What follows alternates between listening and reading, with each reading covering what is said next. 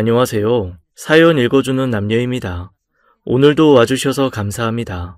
그럼 오늘의 사연 읽어보도록 하겠습니다. 안녕하세요. 저는 42세 남성으로 작은 식당을 운영하고 있는 자영업자입니다. 식당은 고시학원 옆에 있고 요일에 따라 반찬과 국이 다르게 나오는 곳이에요.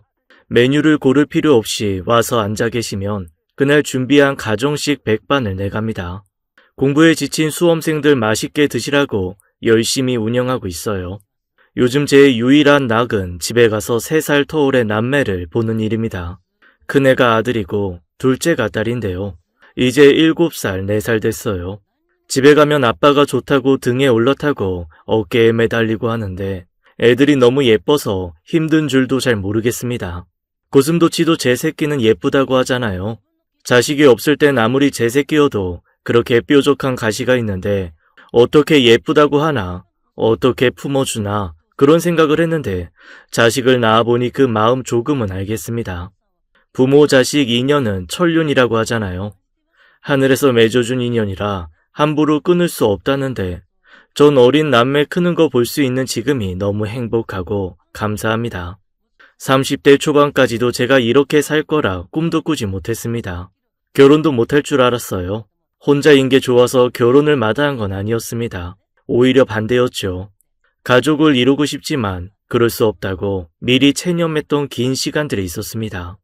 전 부모 얼굴도 모르고 보육원에서 자란 고아였어요. 큰 병에 걸려 죽을 위기도 간신히 넘겼고요. 지독한 운명이라고 하늘을 원망도 많이 했는데 지금은 아닙니다. 주영아, 예선아, 아빠 좀 그만 올라타. 얼른 씻고 자게 이리 와. 왜? 그냥 둬. 내가 씻기고 재울게. 당신 쉬어. 하여간 아빠를 엄청 좋아해. 오늘은 애들 목욕 꼭 시켜야 돼. 낮에 땀 많이 흘렸어. 당신 피곤할 텐데 쉬어. 내가 씻길게. 아내는 참 정성으로 아이들을 키웁니다. 입는 거 먹는 거 뭐 하나 대충 하는 게 없어요. 전 이 모든 걸 당연하다 생각하지 않습니다. 그런 아내가 참 예쁘고 늘 고마워요. 아내를 보면 제 외로웠던 어린 시절을 지켜봐준 그분이 떠오릅니다. 전 3살 때 고아원에 버려졌어요. 물론 기억은 하지 못합니다. 원장님께 들은 이야기가 전부였죠. 더위가 풀린 초가을, 보육원 앞에서 제가 엄마를 찾으며 울고 있었다고 하셨어요. 옷도 잘 입고 이발도 깨끗하게 잘 된 남자아이가 문 앞에서 발을 동동 구르고 있었다는 게 원장님의 기억이었습니다. 당시에 그런 비싼 옷은 보육원에 있던 시골에선 구경도 못했어. 아기가 흰 셔츠에 멜빵을 하고 새 운동화를 신고 있는데 도무지 버려진 애 같지가 않더라고. 부잣집 도련님 같았지. 그렇게 잘 입고 있으면 뭐해. 엄마가 없어서 울고 있는데. 주머니를 뒤져봤지만 쪽지도 없었어. 보통은 생일이나 이름 정도는 알 수 있는데 그마저도 없더라고. 그렇게 전 보육원에서 살게 됐습니다. 만으로 18살, 고등학교를 졸업할 때까지 전 그곳에서 지냈어요. 어려서 입양을 간 친구들도 많았지만 전 잘 성사되지 않았습니다. 법적으로 고등학교를 졸업하면 더는 보육원에 있을 수 없었어요. 정부에서 나오는 돈 조금으로 사회에 나와 혼자 살아야 했죠. 어떤 친구는 늘 북적거리는 고아원을 나와 혼자 살게 돼서 홀가분하다고 하는데 솔직히 전 두려운 마음이 컸어요. 연습도 없이 사회에 혼자 나간다는 게 쉬운 일은 아니었거든요. 원장님 앞에서 내색은 안 했지만 막막하고 겁이 났습니다. 친구들 대부분 공고를 갔는데 전 욕심을 부려 대학을 지원했고 합격증까지 받아놨지만 솔직히 제 힘으로 대학을 끝까지 마칠 수도 없을 것 같았어요. 그러나 원장님과 그분 앞에서는 그런 제 마음은 결코 드러내지 않았습니다. 경수야, 이제 곧 고등학교 졸업이네. 우리도 널 더 데리고 있고 싶지만 어쩔 수가 없구나. 미안하다. 원장님이 왜요? 그동안 감사했습니다. 이제 독립해야죠. 다른 형 누나들이 그랬던 것처럼요. 그래도 명선 이모가 너 그냥 내버려두진 않을 거야. 바쁜 일만 처리하면 곧 온다고 했어. 너 며칠에 퇴소하는지 분명히 아니까 조금만 기다려. 괜찮아요. 그동안 명선 이모가 저한테 얼마나 잘해주셨어요. 저도 다 컸는데 이모한테 뭘 더 바라는 건 아닌 것 같아요. 졸업 전에 이모 못 오시면 나가서 인사드릴게요. 아니야. 명선 씨 꼭 온다고 했어. 바쁜 일이 뭔지는 모르겠지만 정신없나 보더라. 사실 고아인 저에게 이모라고 부르는 사람이 있었습니다. 8살 무렵부터 제가 있던 보육원에 자원봉사하러 오던 분이었죠. 전 그분을 명선 이모라고 불렀어요. 이모는 올 때마다 절 잘 챙겨줬습니다. 친이모는 아니었지만 거의 마찬가지였어요.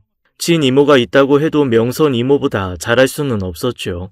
8살 때부터 10년 동안 그분은 저한테 참 많은 것을 베푸셨고 당시 전 어떻게든 그 은혜를 갚아야겠다 생각하고 있었습니다. 그만큼 명선 이모는 저에게 특별한 사람이었어요. 후원자에게 편지를 쓸 때도 친구들은 얼굴도 모르는 사람에게 썼지만 저는 늘 명선 이모에게 감사 편지를 썼습니다.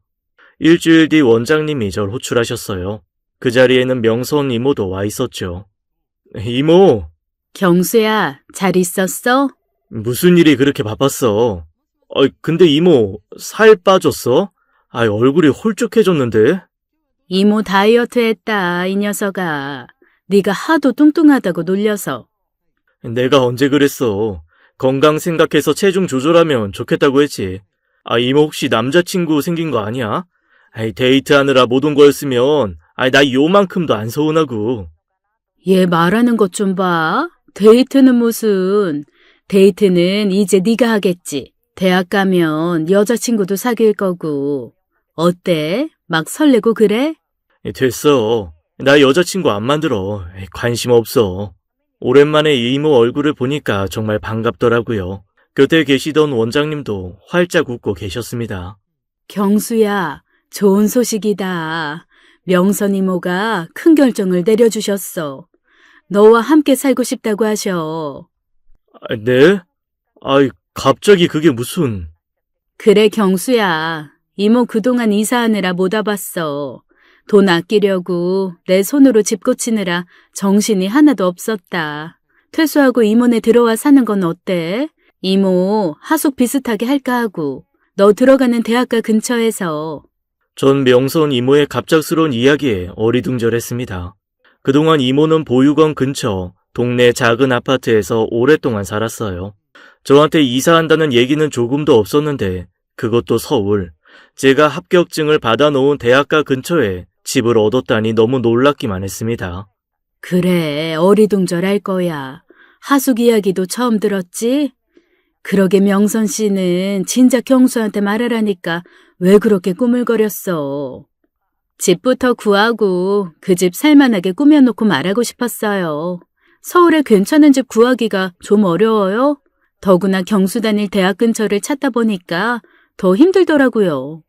명선 이모는 새로 이사한 집을 직접 손보느라 못 왔던 거였습니다. 전 이모의 뜻밖의 제안에 너무 놀라 무슨 말을 해야 할지 몰랐어요. 대답 없이 앉아있으니까 이모가 제 손을 잡으면서 다시 물었죠. 같이 가자, 경수야. 혼자 덜렁 서울 가서 어떻게 하게? 평생을 여기서만 산 녀석이. 독립은 나중에 하더라도 일단 지금은 이모네서 시작하자. 방도 많아. 4개나 되고. 너 하나 주면 나머지는 하숙 칠 거야. 학생들 밥도 해주고? 당연하죠. 경수랑 저 먹을 밥에 숟가락 몇 개만 더 얹으면 되는데요. 이모 원장님, 저 그냥 제가 구한 자취방으로 갈게요. 아니, 왜? 제가 어떻게 거기까지 가요? 8살 때부터 저 이모 도움 받았어요. 덕분에 지금까지 잘 지냈는데 성인이 되어서까지 패 끼칠 수 없어요. 처음 결정한 대로 혼자 살게요. 왜? 부담 가질 것 없어. 편히 와 있어도 돼. 하숙도 처음 하는 거라 힘드실 거예요.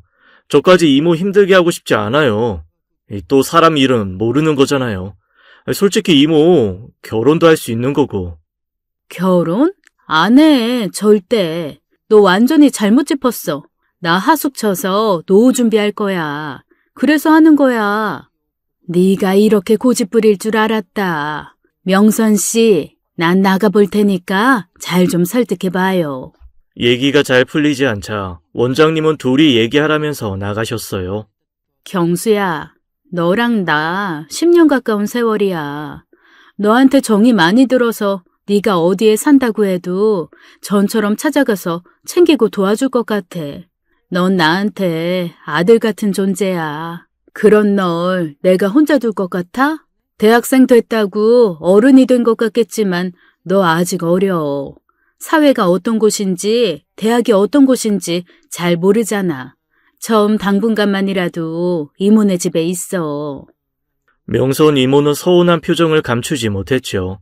그렇지만 전 그럴 수 없었어요. 그래도 이모, 나 이거 대답을 못 해줄 것 같아. 너무 미안해서 안 되겠어. 경수야, 이 녀석아, 왜 그렇게 고집을 부려? 이모 속상하게. 이모는 결국 제 앞에서 우셨습니다. 사실 이모는 거의 엄마나 다름없었어요. 그동안 주말마다 찾아와 절 챙겨주셨죠. 8살 때부터 고등학교를 졸업할 때까지 명절에도 잊지 않고 한복까지 사다 주신 분입니다. 물론 보육원에서 저만 이모의 보살핌을 받은 건 아니지만 가끔은 친구들이 질투할 정도로 이모는 저에게 유독 정을 주셨어요. 왜 저만 더 챙기고 예뻐하냐고 어떤 애가 원장님께 물었던 기억이 떠오르네요. 원장님은 이렇게 말씀하셨습니다. 사실 명선 이모도 가족이 없으셔. 그래서 주말마다 우리 보육원에 오시는 거고. 그런데다 경수가 어렸을 때 헤어진 남동생분이랑 많이 닮았다는구나. 경수를 보면 남동생이 생각나서 그러신대. 원장님의 말이 끝나자 친구가 그러더라고요. 어쩐지 명선 이모와 제가 닮았다면서요. 그날 이후 친구들 몰래 거울을 보는 버릇이 생겼습니다. 이모와 진짜 닮았나 안 닮았나 보고 또 보곤 했죠. 하지만 그럴수록 마음은 더 슬퍼졌습니다. 명선 이모가 제 엄마일 리 없었으니까요. 그렇게 거울 보며 기대하고 상상하는 게 어쩐지 부질없이 느껴졌어요. 괜히 심술도 나고 다 시큰둥했습니다. 저는 그 이후로 이모를 만날 때마다 얼굴 표정을 이상하게 하고 있었어요. 아이들이 이모랑 닮았다는 얘기를 하는 게 싫었죠. 하루는 명선 이모가 제 볼을 살짝 꼬집으며 이러더라고요. 우리 꼬마 도련님 뭐 때문에 이렇게 삐지셨어요? 삐진 거 아니에요. 애들 때문에 그래요. 애들이? 왜? 자식들이 나랑 이모랑 닮았다고 하잖아요. 그럼 뭐예요? 이모가 우리 엄마도 아니고 진짜 이모도 아닌데 다 소용없잖아요. 근데 이모 정말이에요? 이모가 어릴 때 헤어진 남동생이랑 나랑 닮았어요? 애들이 그런 얘기를 했구나. 응, 닮았어. 그것도 아주 많이. 특히 큰 눈이랑 귀여운 입이 닮았어. 삐진 표정까지 아주 똑같다. 이제 이모 갈 건데 끝까지 표정 그렇게 하고 있을 거야? 나 화났어요, 삐졌어요. 세모눈한 얼굴로 이모 보낼 거야? 이모는 제 겨드랑이를 간지럽혔고 저도 모르게 웃음이 터져 나와 이모랑 크게 웃었던 기억이 생생합니다. 그리고 하나 또 기억나는 게 있어요. 사실 저는 어려서 집밥이라는 걸 몰랐습니다. 보육원에서 아주 어렸을 때부터 살았기 때문에 늘 식판에 밥을 먹었죠. 저녁 때 TV 드라마 같은 걸 보면 가정집에서 밥 먹는 장면이 나왔어요. 저는 그런 장면 나올 때마다 숨 죽이고 봤던 것 같습니다. 엄마가 애들 이름 하나하나 부르면서 밥, 국을 도자기 그릇에 따로 담아주는 걸 보고 참 부럽다는 생각이 들었어요. 옆에서 보던 애가 불쑥 이런 말을 하더라고요. 저런데 먹는 밥은 맛도 다를 것 같아. 김치도 어쩐지 때깔이 더 고운 것 같다. 침 넘어가네. 누군 저런 집에서 밥 먹고 우린 매일 식판에 맛없는 풀떼기만 먹고 뭐가 이렇게 불공평하냐? 난 TV 속에 있는 쟤가 세상에서 제일 부럽다. 좋겠다 쟤는 엄마 아빠 있어서. 진짜 엄마 아빠 아니야. 넌 그것도 모르냐? 그래서 언제부턴가 TV 드라마를 보지 않게 됐습니다. 괜히 마음만 심란하고 안 좋아서요. 그래도 부모님에 대한 그리움은 지울 수 없어서 우리 부모님은 어떻게 생기셨을까? 어떤 분이실까? 밤마다 누워서 상상을 했습니다. 가끔은 베개가 푹 젖을 정도로 우는 날도 많았어요. 그런데 뜻밖에도 그런 집 밥을 먹을 기회가 왔습니다. 명성 이모가 제 생일날 원장님께 특별히 부탁해서 저를 집에 초대했어요. 보육원에 있는 아이들은 가정집에 갈 일이라고는 입양 갈 집에 미리 가보는 행사밖에는 없었어요. 저는 유독 입양 운이 안 따라줘서 꿈도 못 꾸고 있었는데 명선 이모가 절 집에 데리고 간 거였습니다. 생일이라 특별히 봐주는 거야. 다른 친구들 알면 난리 난다. 원장님 말 무슨 말인지 알지? 가서 이모 말 잘 듣고 얌전히 있다 와야 해. 이모는 보육원 담벼락 뒤에서 절 기다리다가 한박 웃음을 지으면서 제 손을 잡았어요. 그날의 이모는 더 예쁘고 즐거워 보였습니다. 이모, 나 진짜 이모 집에 가는 거야? 진짜 이모 집에? 그럼 가짜 이모 집도 있으려고? 가자. 이모가 맛있게 밥 차려줄게. 이모 집 여기서 가까워. 명선 이모네 집은 보육원에서 버스를 타고 서너 정거장만 가면 되는 곳에 있었어요. 작은 주택의 2층에 살았는데 10살. 어린 제 눈에 그곳은 궁전 같아 보였습니다. 식탁 위에 딸기도 찬장에 과자도 좋았지만 테이블 위에 커다란 선물 상자가 제 눈을 사로잡았어요. 명수야, 어서 와. 저기 화장실이야. 손 닦고 밥 먹자. 네. 저는 손을 씻고 나왔지만 밥상 앞에 앉을 수가 없었어요. 밥상은 너무 화려했어요. 그야말로 진수성찬이었습니다. TV 드라마에나 보던 흰 도자기 그릇에 담긴 반찬이 다 먹음직스러웠습니다. 왜 서 있어? 앉아. 경수 불고기 좋아하지? 원장님한테 들었어. 얼른 앉아서 불고기도 먹고 잡채도 먹고 다 먹으면 식혜도 줄게. 이모가 만들어서 차갑게 해놨어. 네, 잘 먹겠습니다. 원래 손님 중에 애손님이 가장 어렵다던데 정말 그런 것 같네. 이모가 음식을 맛있게 했는지 모르겠어. 간을 얼마나 봤는지 이모는 벌써 배가 불러. 음식은 하나같이 꿀맛이었습니다. 젓가락을 들고 뭘 먹어야 하나 한참 망설였어요. 보육원은 솔직히 밥맛이 그렇게 좋지는 않았습니다. 배고파서 먹었지 맛있어서 먹은 기억은 많지 않았죠. 그런데 이모가 한 음식은 달랐어요. 윤기가 흐르는 밥에 펄펄 끓는 된장찌개, 소고기 잔뜩 넣은 미역국, 제과점에서 사온 케이크도 있었습니다. 이모, 이 동그란 건 뭐예요? 동그랑땡이야. 야채랑 고기 넣고 동글동글 만들었어. 경수 입에 쏙 들어가게. 많이 먹어. 남으면 싸줄게. 밥을 다 먹고 이모는 과일도 깎아주고 과자도 내줬습니다. 그리고 케이크에 촛불도 켰어요. 어린 마음에도 대접을 잘 받았다는 생각이 들었죠. 생일 촛불을 끄고 앉아 있는데 이모가 아까 봤던 커다란 선물 상자를 제게 줬습니다. 경수야, 생일 축하한다. 선물이야. 한번 풀어봐. 우와, 이거 진짜 내 거 맞아요? 안에 뭐 들었어요? 저는 너무 설레어서 포장지를 제대로 뜯지도 못했습니다. 대신 이모가 뜯어줬어요. 선물은 레고였고 전 말을 잇지 못했죠. 그렇게나 갖고 싶던 레고를 선물 받았다는 게 실감이 나지 않았어요. 그것도 완성하면 비행기가 되는 광고에서만 보던 멋진 제품이었습니다. 기분은 너무 좋은데 이상하게 눈물이 쏟아졌어요. 전 그만 엉엉 울고 말았습니다. 좋아할 줄 알았는데 제가 펑펑 우니까 이모는 당황했어요. 경수야, 왜 그래? 이모가 뭐 잘못했어? 어린 마음에 그간의 서름이 한꺼번에 떠오르면서 감정이 북받쳤던 것 같습니다. 그때는 그냥 울음이 터져 나와 운 것뿐인데 커서 생각해보니 그랬던 것 같아요. 전 이모 품에 안겨 마음껏 울었습니다. 사실 생일이라고 한 그날도 제가 보육원에 처음 온 날이었지 진짜 생일은 아니었습니다. 그런데도 이모는 정성껏 음식을 준비하고 절 데려다 선물까지 준 거였어요. 너무 고마운 한편 서러웠습니다. 제대로 말도 못하고 한참을 온 것 같아요. 고개를 들어 이모에게 고맙다고 하려는데 전 깜짝 놀랐습니다. 몰랐는데 이모도 울고 있었어요. 제 한쪽 어깨가 다 젖을 정도로 눈물을 철철 흘리고 있었어요. 이모 왜 울어? 내가 울어서 슬퍼서 그래? 미안해 이모. 나도 모르게 눈물이 나왔어.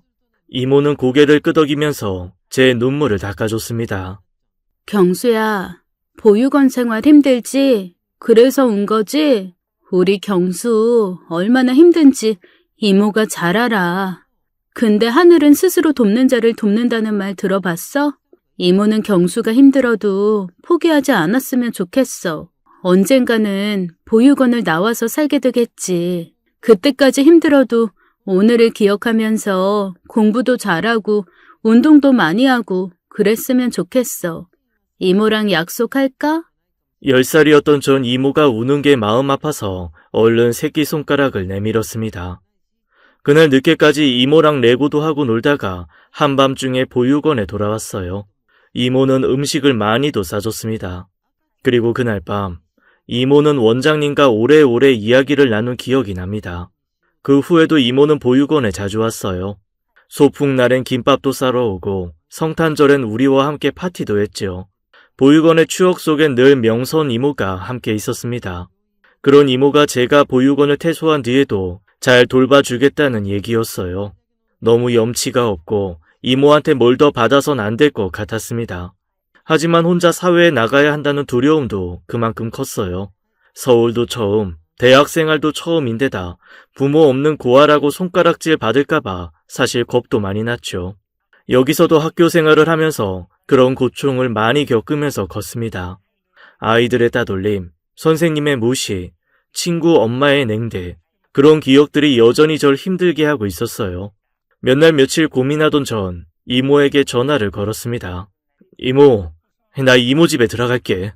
경수야, 잘 생각했어. 근데 조건이 있어. 나한테도 하숙비 꼭 받아. 그리고 제일 작은 방 줘. 창고 같은 그런 방 쓸게. 내 말대로 안 해주면 나 이모네 안 들어가. 알았어, 이 녀석아. 당장 내일이라도 와. 이모가 다 준비해놨어. 원장님께 인사 잘 드리고 이모는 나중에 가서 따로 할게. 보육원을 퇴소하던 날 동생들이 절 붙잡고 많이 울었어요. 교복 입고 학교 가기 전에 편지며 작은 선물을 저한테 주고 갔습니다. 눈물이 났지만 동생들한테 약한 모습을 보이긴 싫었어요. 건강하게 잘 있다가 형처럼 씩씩하게 독립하라고 강한 척하면서 마지막 인사를 나눴죠. 그리고 원장님께도 큰 절을 올렸어요. 나이 드신 원장님도 눈물을 감추지 못하셨습니다. 그동안 고생 많았다. 좋은 학교도 입학했고 명선 이모도 곁에 있으니까 아무 걱정 없이 공부 열심히 해서 좋은 데 취직까지 해야 한다. 더 잘해주지 못해서 미안하구나. 경수는 어디 가서도 잘할 거야. 원장님은 틀림없이 믿고 있어. 원장님 울지 마세요. 좋은 날 왜 울어요? 저 대학 가서 장학금도 받고 진짜 열심히 살 거예요. 지금까지 돌봐주셔서 감사합니다. 은혜 잊지 않을게요. 보육원을 돌아서서 터미널로 가는 버스를 타고 나서야 눈물이 쏟아졌어요. 3살 때부터 18살 때까지 지낸 보육원에선 그렇게 나오게 됐어요. 그리고 서울로 올라와 이모가 말한 하숙집으로 가게 되었습니다. 제가 가게 될 대학과는 불과 10분 거리에 있는 곳에 집을 구했더라고요. 갔더니 방 안에 있을 게 다 있었습니다. 정말 할 말이 없더라고요. 이모, 언제 이렇게 준비했어요? 책상이며 침대까지, 가방도 사놨네요. 너한테만 특별하게 해준 거 아니야. 다른 방도 가봐. 다 있지. 가구는 있어야 학생들이 올 거 아니겠어? 부담 갖지 말고 편하게 지내. 전 이모에게 나라에서 나온 100만 원이 넘는 돈을 다 줬습니다. 이걸로 가구비며 몇 개월치 하숙비 계산하겠다고요. 이모는 펄쩍 뛰었지만 그래야 제 마음이 편하겠다고 우겼죠. 그렇게 제 대학 생활은 시작됐습니다. 전 서울에 있는 4년제 대학에 합격한 상태였어요. 그런데 등록금 용돈이 부족할 것 같아 한 학기만 다니고 휴학할 생각이었습니다. 돈을 벌거나 군대를 갈 계획이었죠. 사실 대학을 갈까 말까도 수천 번 고민했어요. 합격한 뒤에도 고민은 이어졌죠. 그러나 이렇게 된 이상 일단 대학은 다녀보자는 확신이 들었습니다. 비싼 등록금 어떻게 감당하나, 애들이랑 못 섞이면 어떻게 하나, 처음 해보는 서울살이도 걱정이 많았는데 이모가 있다고 생각하니 어깨에 힘이 들어갔어요. 곧 이모 집에 다른 하숙생들도 들어왔고 선후배 사이로 잘 지내게 되면서 막연한 두려움도 완전히 사라지게 됐습니다. 그리고 전 아르바이트도 시작했죠. 월급을 받으면 꼭 이모를 데리고 밖에 나갔어요. 이모가 좋아하는 칼국수 한 그릇씩 먹고 손수건이라도 꼭 사드렸습니다. 얼마나 번다고 나한테 밥 사고 선물까지 해줘? 이건 약과야, 이모. 내가 나중에 돈 많이 벌게 되면 그때는 차로 모시고 왔다 갔다 하면서 백화점에서 근사한 선물 사드릴게요. 기대해도 좋아? 말이라도 고맙네. 이모가 경수 덕분에 호강한다. 늘 집은 하숙생들로 북적여서 이모는 바쁘게 지냈습니다. 전 아르바이트와 공부를 병행하며 1년 정도의 시간을 보냈어요. 그런데 뜻밖의 불행이 찾아왔습니다. 1학기 말 기말고사를 준비하는데 몸이 급격히 안 좋아졌어요. 아르바이트를 하면서 장학금을 받기 위해 죽기 살기로 공부를 했더니 피로가 엄청나게 쌓이는 게 느껴졌죠. 잠이라도 자면 낫겠지 했는데 제 컨디션은 열심히 준비한 기말고사를 볼 수 없을 정도로 나빠졌습니다. 코피가 툭하면 쏟아지고 잘 멈추지 않았어요. 온몸에 알 수 없는 멍이 들기 시작하더니 입맛도 없어져서 나중에는 이모가 차려준 밥도 거의 먹을 수가 없었습니다. 경수야, 그러게 이모가 편의점 알바는 그만두랬잖아. 몸이 도대체 몇 개야? 그렇게 무리를 하니까 탈이 나지. 이모, 이상해. 전에는 며칠 쉬면 컨디션 다시 돌아왔는데 이번엔 영 아니야. 나 왜 이러지? 너 안색도 창백하고 보통 일이 아닌 것 같다. 당장 병원 갈래? 아니야. 편의점에도 연락해놨고 일단 쉬어볼게. 영양제나 몇 알 주세요. 그런 적은 처음이라 정말 당황스러웠어요. 평소 건강은 자부하고 살았기 때문에 이러다 말겠지. 곧 나아질 거라 생각하며 버텼습니다. 그러나 하루가 다르게 체중까지 줄기 시작했어요. 경수야, 이것 좀 먹어봐. 낙지를 먹으면 주저앉은 소도 일어난다잖아. 목 넘기기 좋으라고 이모가 잘게 썰었어. 얼른 한 술이라도 떠봐. 이모, 나도 먹고 싶은데 안 먹혀. 머리가 왜 이렇게 어지럽지? 심장도 두근거리고 숨도 안 쉬어져. 이모, 나 이상해. 병원 데려다 줘. 결국 저는 쓰러졌고 그대로 병원에 실려갔어요. 당장 여러 가지 검사를 받은 전 하늘이 무너지는 결과를 듣게 됐습니다. 제 병명은 급성 골수성 백혈병이었어요. 건강한 저를 쓰러뜨린 그동안의 증상은 모두 백혈병 증상이었습니다. 뭐라고요? 의사 선생님, 아닐 거예요. 뭔가 분명 잘못됐어요. 다시 한 번만 확인해 주세요. 이 청년 이름 이경수고 이제 갓 20살 됐어요. 젊다고요. 이모는 그럴 리 없다며 현실을 부정했어요. 저보다도 더 괴로워하고 목 놓아 울었어요. 그뿐만이 아니었습니다. 다 자기 탓이라며 이모는 엄청 자책했어요. 제가 백혈병 소리를 듣자마자 무너져버린 이모의 모습에 제 마음도 갈기갈기 찢어졌습니다. 이게 왜 이모 탓이야? 진정해, 이모. 아니야, 경수야. 보육원에서 더 일찍 데리고 나올걸. 이리저리 재고 미루다가 너 건강도 잘 보살피지 못하고 이렇게 된 게 다 내 탓 같다. 다 내 잘못이야. 나 아직 젊잖아. 치료받을 수 있다잖아. 완치 판정되는 사람도 많이 있대. 이모 그만 울어. 아픈 건 난데 왜 이모가 울어? 어떡하니? 이 노릇을 어떻게 해? 이제 겨우 보육원에서 나와서 헐헐 날아보려는데 이게 무슨 일이야? 경수야, 이모는 너무 억울하다. 정말 억울해. 뒤늦게 소식을 듣고 보육원 원장님도 달려오셨습니다. 생각지도 못한 병마와 싸우게 된 저는 결국 학교를 관두고 본격적으로 항암 치료를 시작하게 되었어요. 급성인 경우에 병의 진행 속도가 빠르기 때문에 치료가 급했습니다. 이모 앞에서는 젊으니까 잘할 수 있다고 큰 소리 떵떵 쳤는데 병 앞에서 어리고 젊은 건 크게 상관이 없었어요. 간염에 약하기 때문에 모든 소독을 해야 했고 먹는 건 물론이고 생수도 가려 마셔야 했어요. 이모는 하숙도 간두고 제 간병을 하겠다고 나섰습니다. 전 아픈 것도 속상했지만 이모를 힘들게 한다는 사실이 더 싫었어요.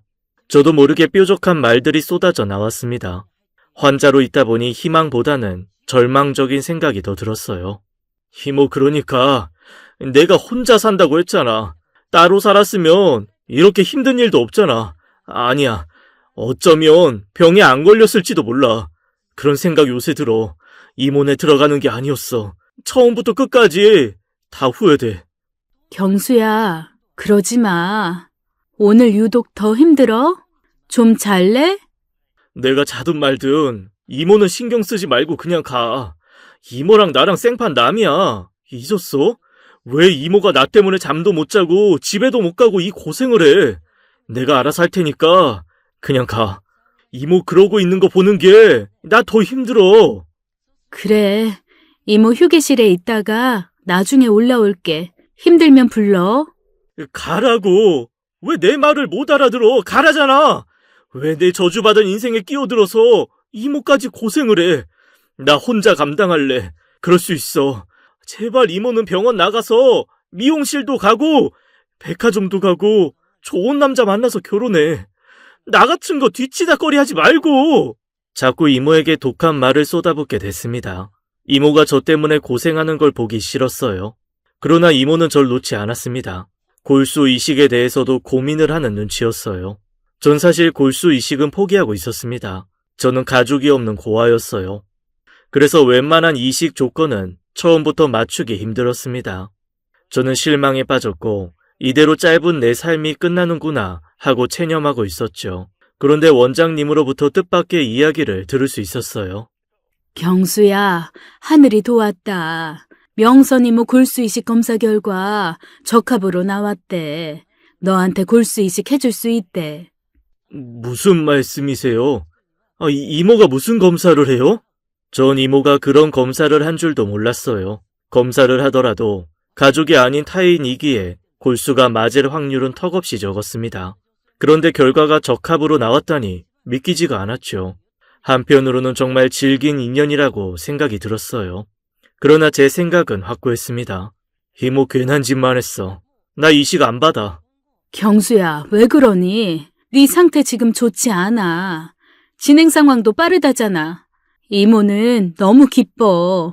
너한테 골수 이식 해줄 수 있어서 하늘에 감사해. 이모 진짜 바보야? 나한테 이모는 은인 같은 사람이야. 어떤 사람이 은혜를 이런 식으로 갚아. 하다 이제 골수까지 받으라고? 절대 그럴 수 없어. 나 그냥 다 포기할래. 정신 차려. 네 목숨 하나야. 어디서 그런 이상한 말을 해? 어떻게든 살 수 있으면 살아야지. 포기라는 말 다시는 이모 앞에서 하지 마. 너 골수 이식 안 받으면 앞으로 이모 얼굴 못 볼 줄 알아. 알았어?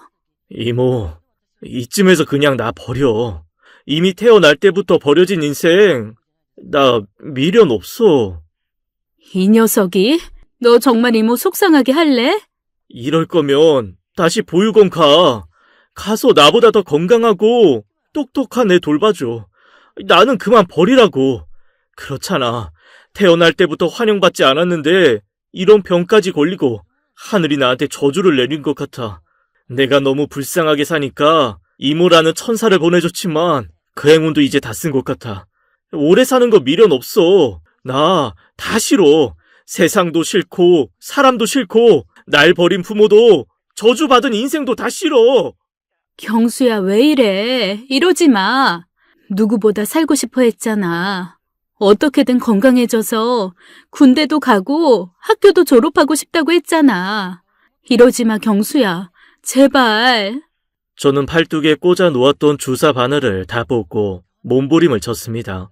가슴에서 불이 나서 미칠 것 같았어요. 이대로 그냥 죄가 되어 흩어져 버리고 싶었죠. 이모는 그날 제 앞에서 펑펑 울더라고요. 완전히 무너져서 바닥에 주저앉아 우는데 가슴이 찢어질 것 같았습니다. 다 내 탓이다. 그저 다 내 죄야. 그런 말 좀 하지 마. 이모가 그럴 때마다 더 미칠 것 같다고. 그날 이후 전 모든 의욕을 잃고 누워만 있었어요.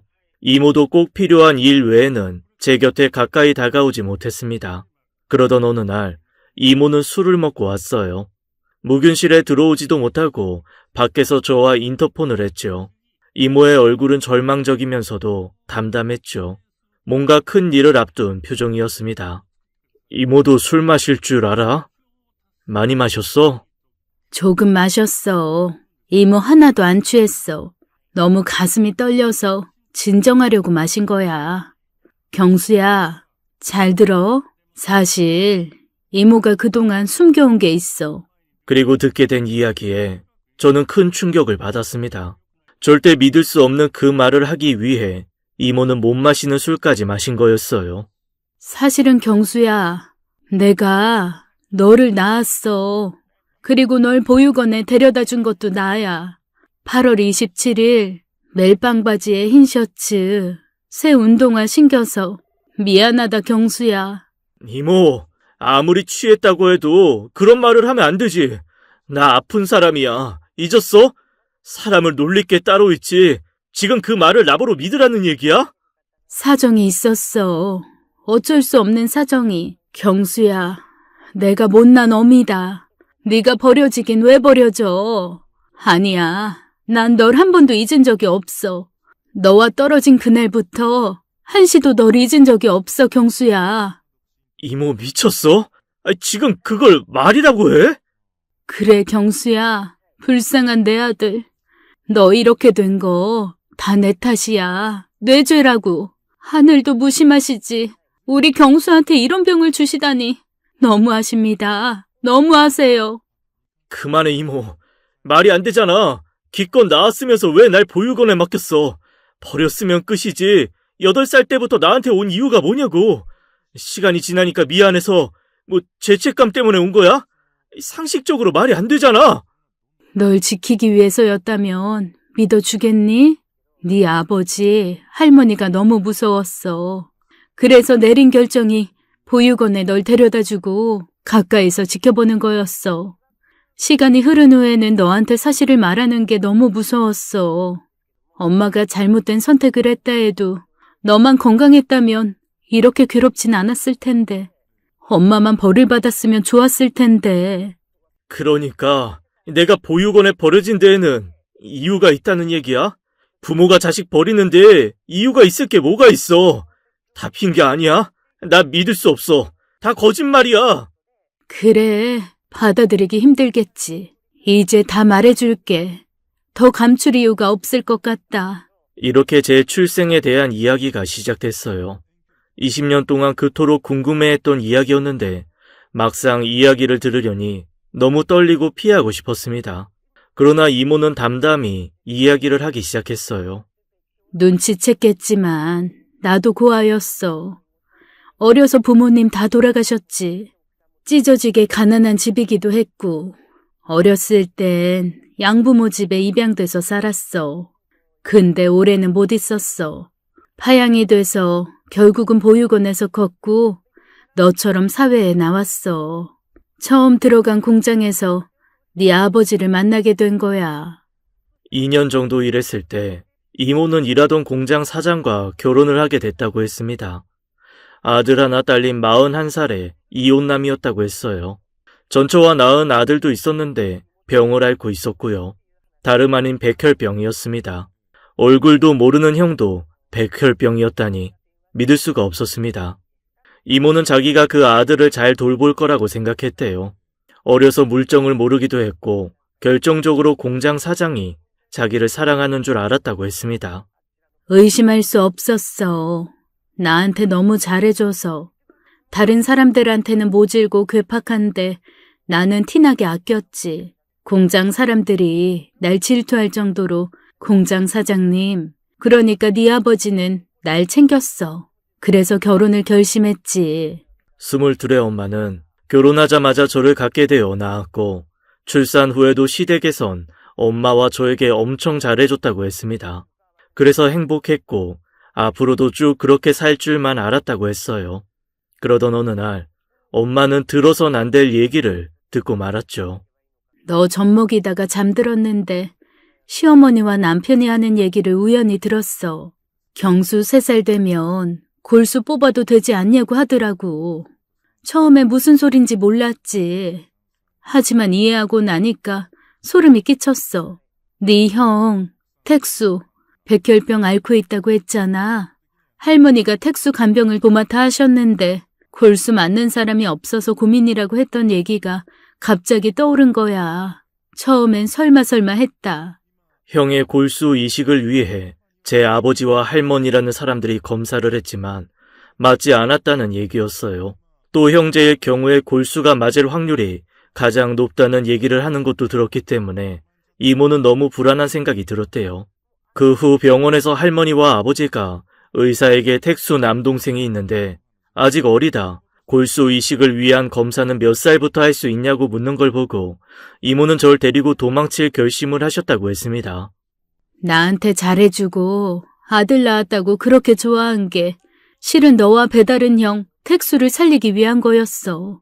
사실을 알고도 무서워서 네 아버지한테 따져 묻지도 못했다. 그 얘기를 꺼내는 순간 도망치지도 못할 것 같았지. 그날부터 매일이 악몽이었어. 한시도 너한테 눈을 뗄 수가 없었단다. 아직도 말도 제대로 못하는 젖먹이를 두고 골수 이식부터 생각하는 그 사람들이 너무 무섭더구나. 널 형을 살리기 위한 도구로 생각한 게 분명했어. 차라리 몰랐으면 좋았다는 생각이 들 정도로 저에게는 잔인한 이야기였어요. 그리고 이후에는 아버지가 엄마를 감시하고 있다는 생각이 들었다고 했습니다. 대를 잇기 위해서는 어쩔 수 없다면서 할머니는 늘 아버지를 설득했고 아버지 역시 경수가 크기만을 기다리는 눈치였다고 했어요. 전 소리쳤습니다. 함부로 갖다 붙이지 마. 누가 형이고 누가 아버지고 누가 할머니야. 나 그런 사람들 몰라. 날 그런 이유로 태어나게 한 사람들 내 가족 아니야. 차라리 없는 게 나아. 이모는 흐느끼는 저를 보며 가슴을 부여잡았습니다. 그때는 지금보다 의학이 발달하지 않아서 백혈병 골수 이식 과정이 더 힘들었다고 했어요. 이모는 차마 어린 저한테 그런 일을 겪게 할 수 없어 도망쳐 나왔다는 얘기였습니다. 잘못해서 잡히는 날엔 더 기다릴 것도 없이 병원에 붙잡혀 갈 것 같아서 이모는 죽기 살기로 아무도 모르는 곳으로 향했대요. 살던 곳에서 정반대, 거의 땅끝으로 이모는 절 데리고 갔다고 했습니다. 그리고 읍내에서 가장 좋은 옷을 사입힌 다음 절 보육원 앞에 두고 떠났다고 했죠. 경수 넌 어릴 때부터 참 순하고 착했어. 엄마 올 때까지 여기 있으라고 했더니 넌 그 큰 눈으로 날 보면서 고개를 끄덕끄덕 하더구나. 뒤돌아 나오는데 날 붙잡지도 않아. 못할 짓이었지. 경수 넌 내가 돌아올 줄 알고 굳게 믿고 있었던 거야. 이모는 피눈물을 흘리며 절 두고 떠났고 일부러 거기서 먼 곳으로 나와 이곳저곳을 떠돌며 5년을 살았다고 했어요. 혹시 아버지와 만나도 제가 있는 곳을 들키면 안 된다고 생각해서 그렇게 한 거였습니다. 그리고 5년 정도 지났을 때쯤엔 아버지도 포기했을 거라고 생각했대요. 그제서야 보육원 근처에 정착을 하셨고요. 수소문에서 아버지 할머니가 절 찾기를 포기했다는 걸 알고 그때부터 보육원에 절 보러 오셨다고 했습니다. 살던 동네에는 이모가 바람이나 도망쳤다는 소문이 파다하게 퍼져 있었대요. 그리고 아버지란 사람은 새 장가를 또 들었지만 자식을 보지 못하고 있다는 것까지 알 수 있었다고 했습니다. 그래도 이모는 저에게 자신이 엄마라는 거 밝힐 생각은 없다고 하셨어요. 지금까지의 모든 노력이 물거품이 될까봐 극도로 조심하셨던 거였습니다. 이모는 보육원에서 절 보고 나온 날에는 매일 울었다고 하셨습니다. 절 처음 집에 데려와 밥 먹인 날을 결코 잊을 수가 없다고 하셨어요. 욕심이라고 해도 할 수 없었어. 네가 보육원에서 나오면 같이 살아야겠다고 매일 결심했어. 집도 그래서 구한 거였고 이제와 그 사람들이 널 내놓으라고 해도 넌 경수가 아니고 다른 아이라고 말할 수 있다는 생각에 용기가 생겼다. 아니야. 다 거짓말이야. 믿을 수 없어. 거짓말이라고 생각하면 할 수 없지만 분명한 건 내가 널 낳았다는 거야. 그리고 네가 백혈병 걸린 거 내 탓이라고 했던 거 기억나? 그거 괜한 말 아니었어. 억지 부리지 말아요. 모든 게 죄 많은 나 때문이니까. 제발 경수야. 골수 이식 내가 해주게 허락해다오. 이렇게라도 너한테 진비 갚을 수 있게. 모르겠어요. 다 모르겠다고요. 제가 태어난 이유가 배다른 형을 살리기 위한 목적이었다는 게 너무 싫게만 느껴졌어요. 그런 사람들이 제 아버지와 할머니라는 것도 인정하기 어려웠죠. 솔직히 이모도 다시 보였죠. 나를 살리려고 보육원에 넣었다지만 제가 힘들어하는 거 보면서도 끝까지 절 보육원에 둔 엄마도 용서하고 싶지 않았습니다. 무슨 일이 있어도 절 옆에 두고 지켜야 한다고 생각했어요. 막연히 분하고 서럽고 원통했습니다. 그래도 날 지켰어야지. 어떻게든 같이 살았어야지. 이모 다 알잖아. 나 고아라고 친구들한테 무시당하고 선생님한테 죽도록 맞았던 거. 문방구에서 도둑 누명까지 썼어. 나 고아라고. 엄마 아빠 없어 못 배워서 그렇다고 손가락질 받은 거 다 보고 들었잖아. 그런데 어떻게 날 보육원에 둘 생각을 해? 이제 와 나한테 엄마라고 할 수 있어? 어떻게 나한테 그래? 이모는 더 말을 잇지 못하고 한참을 우셨어요. 저는 이모를 노려보기만 했습니다. 이제 와서 이모가 그런 얘기를 꺼낸다는 게 이해가 되지 않았어요. 아픈 지난 날들만 떠오를 뿐이었습니다. 널 보육원에 보내기로 결심했을 때, 그때 내 나이 24이었어. 너무 약하고 어리석고 힘이 없었어. 세상 물정도 몰랐고 어떻게 싸워야 할 줄도 몰랐어. 그저 네 아버지와 할머니를 피해야 한다고만 생각했지. 그래서 생각해낸 게 보육원이었어. 그때는 엄마에게 그게 최선이었어. 경수야, 엄마 용서하지 마. 엄마가 다 잘못했어. 그래도 골수이식은 꼭 하게 해줘. 귀한 생명을 왜 버리려고 그래.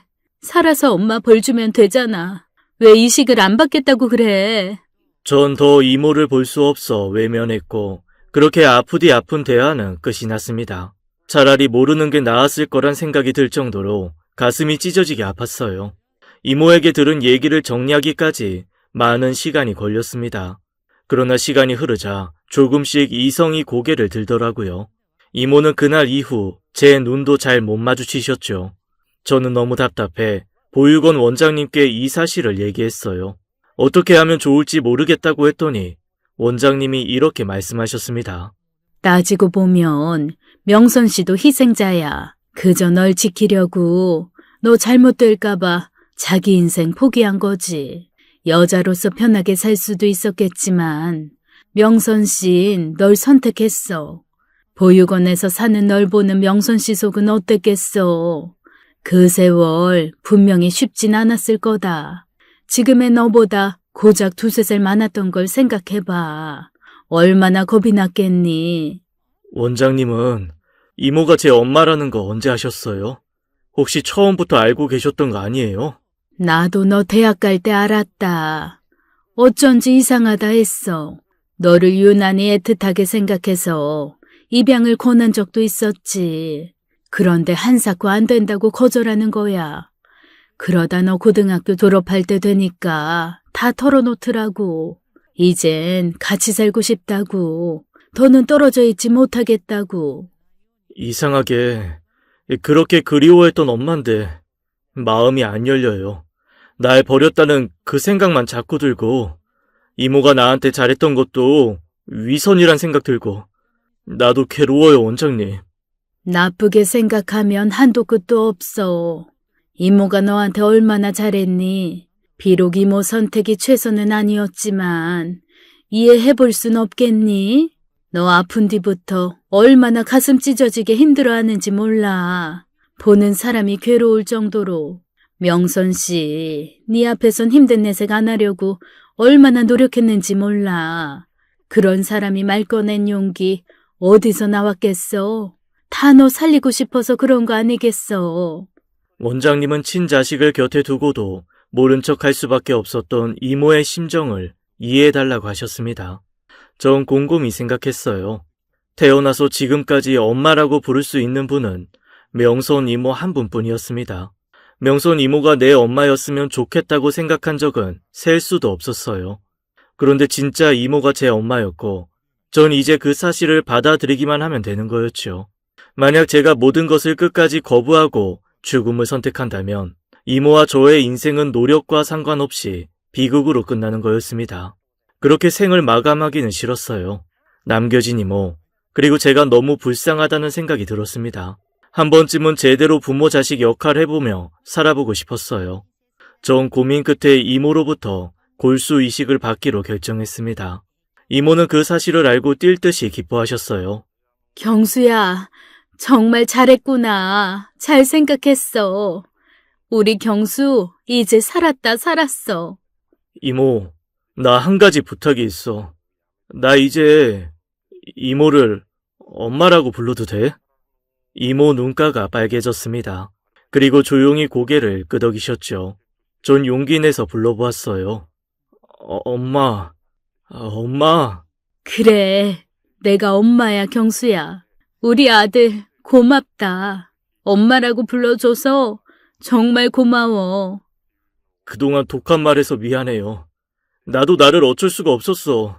엄마가 노력한 거 다 아는데도 밉고 원망스러웠어. 분하고 억울했어. 경수야, 엄마는 괜찮아. 어린 네가 감당한 고생 엄마 절대 못 잊어. 엄마가 더 잘할게. 미안해. 그리고 고마워, 아들. 그렇게 이모와 전 엄마와 아들로 다시 만나게 되었습니다. 그날을 잊지 못해요. 이모를 엄마라고 부르는 게 어색했지만 자꾸자꾸 말하고 싶었습니다. 언제나 제 곁에는 엄마가 있었다는 게 다시 한번 사무치게 느껴졌어요. 그 이후 골수 이식은 성공적으로 잘 이루어졌습니다. 전 이어진 항암 치료도 잘 견뎠고 결국 5년이라는 긴 시간 만에 완치 판정을 받았어요. 제 의지도 있었지만 엄마의 정성 어린 간병도 큰 힘이 되었습니다. 퇴원하는 날 원장님과 보육원 동생들이 찾아와 아주 떠들썩했어요. 전 큰 소리를 쳤죠. 형 봤지? 힘든 병도 이렇게 불굴의 의지로 이겨내는 거. 너희들은 형보다 건강한데 못할 게 뭐가 있어. 앞으로 고민 있으면 형한테 전화해. 인생 고민 다 들어줄게. 연애 고민은 안 되겠다. 형이 경험이 없어서. 너스레 떠는 거 보니까 낫긴 나았구나. 우리 모두 네 걱정 많았어. 이렇게 건강한 모습 보니 너무 기쁘구나. 명선 씨, 정말 고생 많았어요. 이제 좋은 일만 있을 거야. 그날 엄마는 내내 웃기만 하셨어요. 밥 안 먹어도 배부르다고 하셨습니다. 퇴원 후 전 다시 학교에 가는 건 포기하게 되었고 건강을 회복하는 일에만 주력하게 됐죠. 엄마는 좀 쉬시다가 작은 식당을 차렸습니다. 제 병원비로 많은 돈이 들어가서 집도 팔고 빚도 있었기 때문에 어쩔 수 없었어요. 기력을 찾은 후에 전 엄마의 식당 일을 돕게 되었어요. 33세 저희 식당 단골 손님이었던 아내를 만나서 결혼까지 했습니다. 3살 터울의 남매도 보게 됐고요. 아이 낳고 보니까 그때 엄마가 했던 결정이 더 이해가 되고 아픈 세월을 살았던 엄마가 더 안쓰럽게 느껴집니다. 애들이 손끝 하나만 다쳐도 속상한데 당시에 엄마는 얼마나 힘들고 외로우셨을까요? 가족, 친척 하나 없는 곳에서 저만 바라보았을 엄마를 생각하면 눈물이 납니다. 그만큼 지금의 하루하루가 얼마나 소중한지 몰라요. 그리고 3년 전 엄마 모르게 전 어딜 다녀왔습니다. 다름 아닌 제 형을 찾아가 봤죠. 고민 끝에 내린 결정이었어요. 살면서 한 번쯤은 형을 봐야겠더라고요. 알아보니 할머니는 돌아가신 후였습니다. 아버지는 요양원에 계시고요. 형은 아직도 제가 태어난 그곳에 살고 있었죠. 전 집을 보러 왔다는 핑계로 그 집 대문을 두드렸어요. 누구시오? 예, 집 좀 보러 왔습니다. 집은 내놓지도 않았는데 무슨 말이에요? 제가 이쪽에 집을 보러 다니고 있는데 주소를 잘못 찾아왔네요. 죄송합니다. 저기 슈퍼 뒤에 내놓은 집이 있다고 들은 것 같은데 그쪽으로 가보슈. 예, 알겠습니다. 죄송합니다. 대수다. 형은 저와 조금도 닮지 않았더라고요. 어쩐지 아버지와 많이 닮았을 것 같다는 생각이 들었습니다. 형도 완치를 받고 잘 살고 있는 것 같았어요. 돌아서 나오는데 다행이라는 생각이 들었습니다. 원망하는 마음은 들지 않았어요. 각자의 자리에서 건강하게 잘 살았으면 했죠. 경수야, 무슨 생각을 그렇게 하고 있어? 저기 콩나물 좀 데쳐줄래? 엄마 좀 앉아서 쉬세요. 허리 아프겠다. 커피 타드릴까? 그럴까? 아이고고 허리야. 그래, 조금 쉬어가자. 아들이 쉬라면 쉬어야지. 우리 엄마 달달한 커피 한 잔 타드려야겠네. 네 것도 한 잔 타. 사이좋게 한 잔 마시자. 그리고 난 그 소리가 왜 그렇게 좋은지 몰라. 남들이 들으면 뭐라고 할지 몰라도 네가 엄마라고 부르면 피곤이 싹 사라져. 그래, 이런 게 사는 거지. 나이 들어 어머니 소리가 나올 법도 하지만 전 여전히 엄마라고 부르고 있어요. 18이 될 때까지 제대로 불러보지 못한 엄마이기에 앞으로 그 시간만큼 수천 번, 수만 번이라도 더 부르고 싶습니다. 제 살아온 이야기 어떻게 들으셨어요? 사연은 여기까지입니다. 긴 이야기 들어주셔서 감사합니다. 지금까지 사연 읽어주는 남녀였습니다. 끝까지 함께 해주신 여러분 감사드리며 저희는 다음 사연으로 돌아올게요. 감사합니다.